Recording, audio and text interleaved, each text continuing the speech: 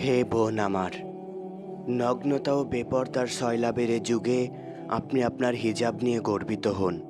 আপনার রবের সন্তুষ্টির জন্যে নাটক, সিনেমা আর গান বাজনাকে ছুঁড়ে ফেলুন। এই ধৈর্য ও দৃঢ়তাই এ যুগের সবচেয়ে বড় জিহাদ। এই জিহাদে আপনি যদি সামিল হতে পারেন, তাহলে দুনিয়াতেও তার বিনিময় ও মর্যাদা লাভ করবেন, আর আখিরাতের অনন্ত সুখ তো বলাই বাহুল্য। এ জিহাদে সামিল হতে পারলেই আপনিও আপনার জীবন ধন্য।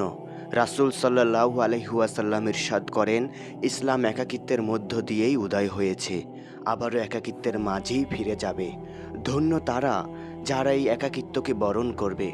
হতে পারে আপনি বিরল কিংবা যুগের সংস্কৃতির সাথে অচেনা, সমাজ ও পরিবেশের সাথে বেমানান, কিন্তু মনে রাখবেন, আপনার জন্যই আসমান জমিন টিকে আছে।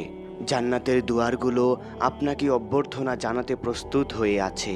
আপনি জামানার অনুপম রওশন সিতারা, আপনি পরম ভাগ্যবতী। জান্নাত আপনার অপেক্ষায়, কারণ আপনি অনেকের মাঝে অনন্য।